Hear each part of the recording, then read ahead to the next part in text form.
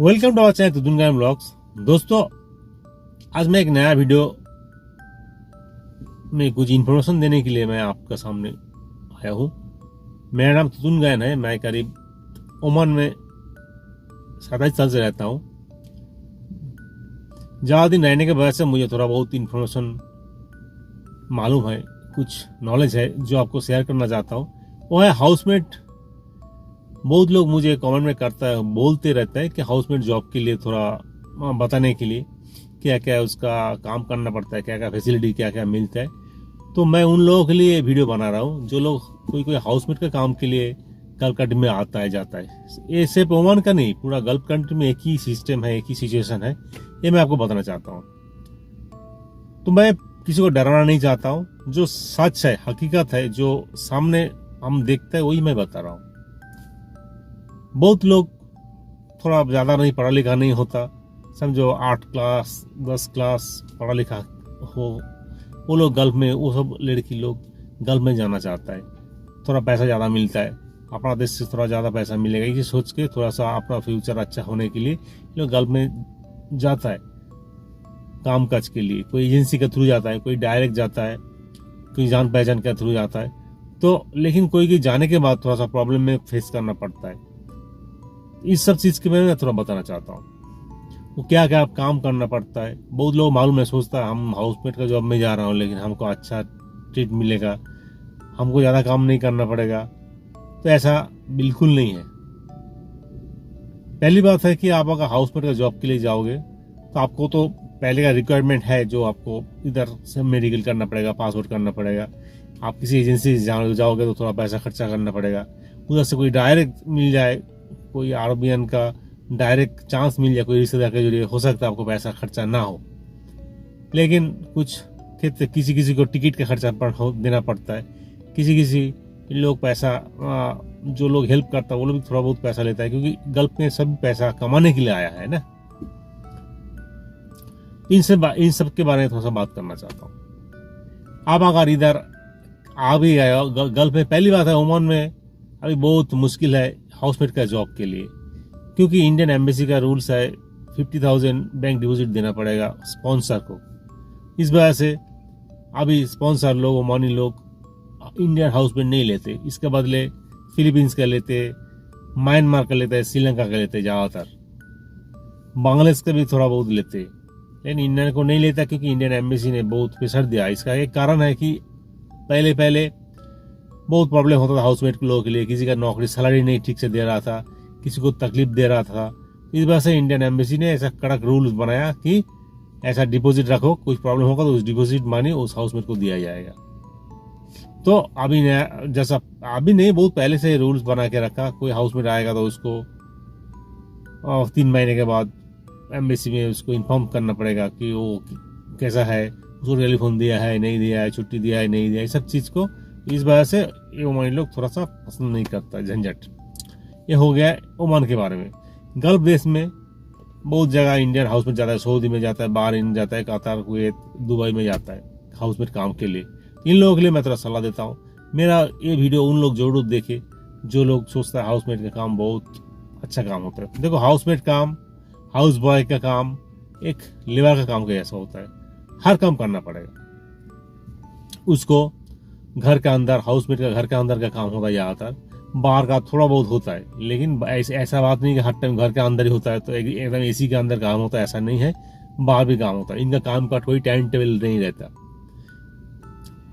सुबह एकदम 6 बजे से, किसी को 6-5 बजे से उठ के चालू हो जाता है, बस रात को एकदम 11-12 बजे तक चलता है। बीच में शायद 1-2 घंटा सोने को मिलता है रेस्ट करने के लिए, बाकी काम का चलते रहता है, टुक टुक करके काम का चलता है। कोई सोचता है कि हम तो घर में काम कर ही लेते हैं, घर में अपना फैमिली के लिए काम, खाना बनाना, झाड़ू पोछा मारने कर ही लेते हैं, हम तो उधर भी कर लेंगे। ऐसा बात नहीं है। जब उधर जाओगे तो एकदम पूरा सब कुछ काम करना पड़ेगा। ऐसा बात नहीं कि इधर आप घर में रेस्ट भी ले सको, काम ना भी करो कोई प्रॉब्लम नहीं, उधर काम करना ही पड़ेगा। तो आपको क्या क्या काम करना पड़ता है, जैसा कि आपको घर में अगर बच्चा रहेगा, जिस घर में आप काम करने जाते तो बच्चों को देखभाल करना पड़ेगा। उसका सारे काम, खाना बनाने से लेके एकदम साफ सफाई, हर चीज़, पॉटी वॉटी सब कुछ साफ सफाई सब कुछ करना पड़ेगा, ये बच्चों को देखभाल करने के लिए। ये तो है। इसके अलावा आपको घर में झाड़ू पोछा देना पड़ेगा, बिस्तर वगैरह ठीक रखना पड़ेगा, कपड़ा वगैरह सफाई करना पड़ेगा। कपड़ा वगैरह मशीन में होता है लेकिन आयरन करना पड़ता है, ठीक है, घर में। इसके अलावा आपको घर भर क्लीन करना पड़ता है, विंडो वगैरह क्लीन करना पड़ता है।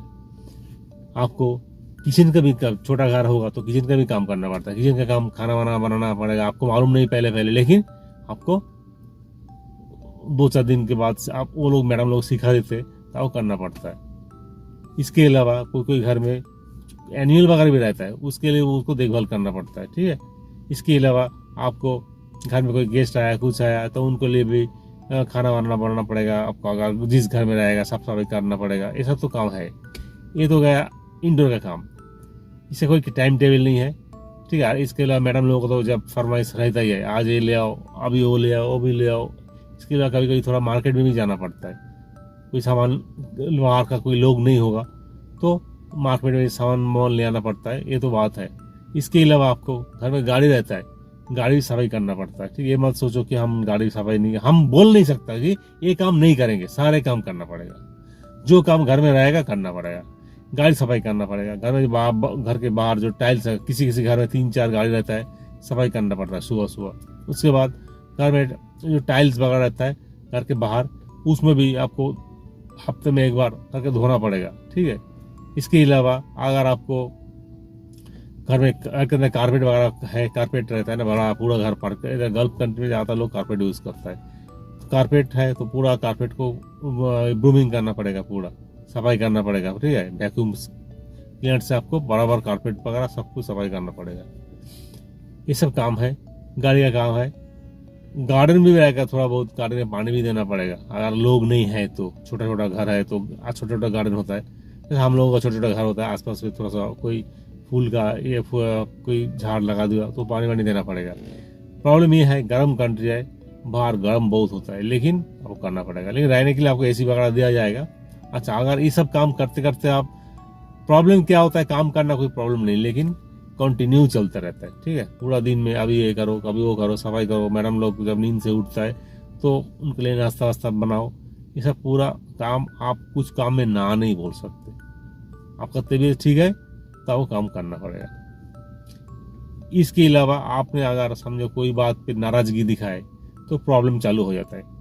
आप कुछ बात को क्या, वो लोग कुछ बात बोला आपको कामकाज के लिए, अब ना बोला कुछ ये नहीं कर सकता ऐसा ऐसा, या आप कुछ, तो वो लोग फिर नाराज हो जाता है। वो लोग फिर आपके ऊपर पैसा ज़्यादा देता है, कामकाज का पैसा ज़्यादा दे देता है, ठीक है। कभी कोई सैलरी लेट से सैलरी देता है, नॉर्मली तो देता है ठीक से ही, लेकिन लेट से देता है। तो ये सब झंझट आपको संभालना पड़ेगा। आपको ये सब झंझट माथा रख के आपको सर में बराबर आपको सोच के फिर आना चाहिए। इसके अलावा आपको फ़ोन वोन करना, घर में वो लोग बोल देगा कि ड्यूटी के टाइम में आप फ़ोन वोन यूज़ नहीं कर सकते, ठीक है।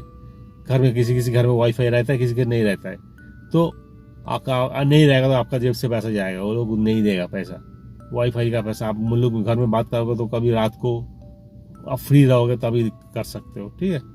इसके अलावा आपको कोई ड्यूटी का टाइम टेबल नहीं। कभी कोई घर में गेस्ट आ गया, कोई पार्टी प्रोग्राम होता है तो आपको नहीं, रेस्ट करने का भी टाइम नहीं मिलेगा। आप सोया हो, आपको बुला के काम में लगा देगा। ये सब चीज़ होता रहता है। कोई काम का कोई टाइम टेबल नहीं रहता, एक बात जान लो। आप नाराजगी नहीं दिखा सकते क्योंकि आप आया, आपको पैसा जरूरत है। नाराजगी दिखाओगे तो आपको मुल्लुक जाना पड़ेगा।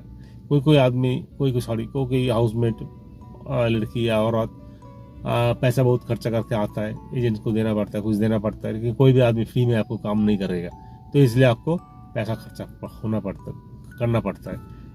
सैलरी किसी को जो कम लगता है तो वो जाके बाद में कोई बातचीत करेगा, उससे भी प्रॉब्लम क्रिएट होता है। जैसा आपको एक फिक्स कर लिया 120 ओमान में, जैसा एग्जाम्पल के तौर में 120 सीएल सैलरी, 120 सीएल में 26,000 ऐसा पूजा होता है। आपको जब मन आने के बाद सुन रहे हो किसी और को ज़्यादा मिलता है तो आपको दिल में थोड़ा सा बुरा फील होता है, उसको ज़्यादा मिलता है, हमको कम मिलता है, तो आप कुछ नाराज हो जाता है। कुछ बोला बॉस को, मैडम को, तो आपको उसके वजह से आपको वो भी नाराज हो जाए क्योंकि आपको इसी पैसा में लेना पड़ा। दूसरी बात है, किसी को पैसा कम भी होता है। कैसा देखिए, आपको एक पैसा देगा बोल के रखता है, लेके आता है, लेकिन आप वो काम नहीं कर पाते, अब बात समझ में नहीं आता, तो आपको वो लोग थोड़ा 10 सीएल कम कर देता है। नाराज वो लोग तो खुश ना होता है ना, क्योंकि हम जो हाउस में मांगा वो नहीं मिला, परफेक्ट नहीं मिला, इस वजह से सैलरी कम कर देता है। ये एजेंट की गलती होता है कि एजेंट लेके आता है सब कुछ जानबूझ के, फिर भी अब प्रॉब्लम झेलना पड़ता है वो हाउसमेट को। तो दोस्तों, ये सब प्रॉब्लम झेलना पड़ता है। अगर कोई हाउसमेट आना चाहता है ये सारे चीज अच्छी तरह जानकारी लेके फिर आप आओ। इसके अलावा और एक प्रॉब्लम होता है, छुट्टी नहीं मिलता, कोई कोई घर में छुट्टी नहीं देते। आप जब भी हाउसमेट काम के लिए आओ तो उसी टाइम आप पूछ लो एजेंट को जो मेरा छुट्टी मिलेगा नहीं मिलेगा।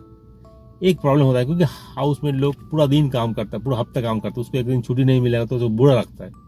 कोई टाइम टेबल नहीं ना, पूरा रात को समझे 24 घंटे ही काम है, तो छुट्टी नहीं मिलेगा तो छुट्टी जाएगा, थोड़ा बाहर जाएगा, कोई दोस्त के साथ थोड़ा सा हंसी मजाक करेगा, कोई अच्छा खाना दिल कर रहा है खाएगा।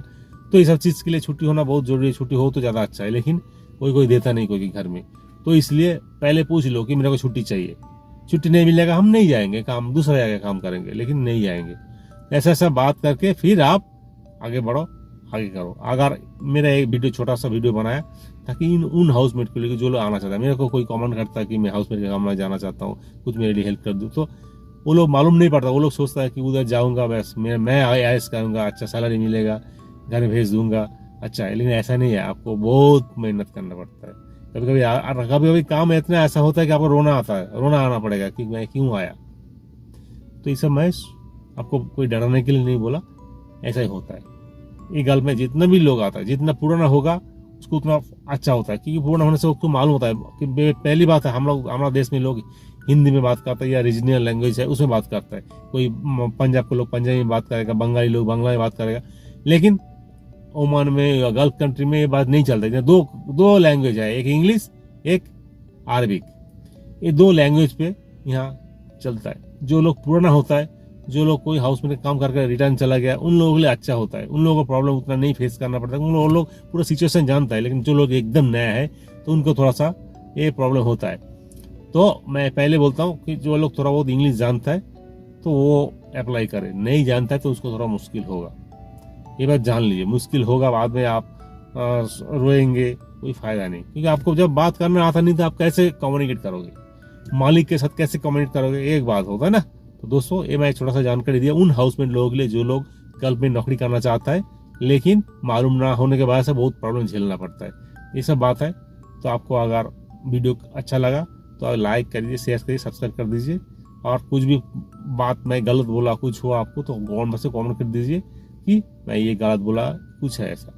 मैं देखा वही मैं बताया ना, मैं किसी से पढ़ के किसी से सुन के नहीं, मैं ये खुद नॉलेज फील किया। मेरे घर में भी हाउसमेट वगैरह है तो हम सब कुछ देखते हैं। अपना घर में भी ज़्यादा म्यांमार का है, फिलीपींस का है, तो ये बात है। तो दोस्तों वीडियो कैसा लगा, आप इतना टाइम से वीडियो देखा, आप लोगों को थैंक यू, धन्यवाद, शुक्रिया। और लास्ट में मैं बोलूँगा जय हिंद।